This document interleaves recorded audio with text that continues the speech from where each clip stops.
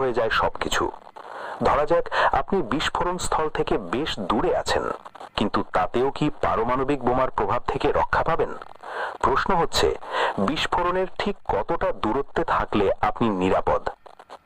1945 সালে হিরোশিমায় যে বোমা ফেলা হয়েছিল সেটার চেয়ে আজকের বোমাগুলো 60 গুণ বেশি শক্তিশালী।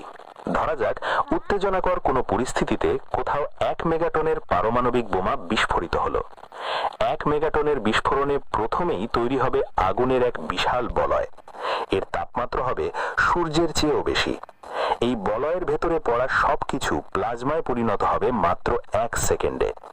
কেন্দ্রস্থল থেকে শুরু করে আশেপাশের পুরো এলাকা একদম গুড়িয়ে যাবে। কিন্তু এটা শুধু শুরু। তারপর আসবে তেজস্ক্রিয়তার ঢেউ।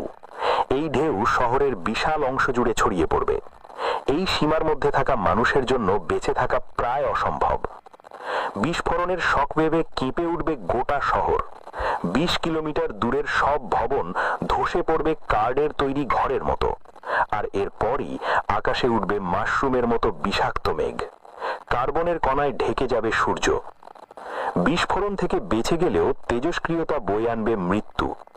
বাতাসের গতিতে এই কালো কণা ছড়াবে ঢাকার আশেপাশের 100 কিলোমিটার এলাকা জুড়ে।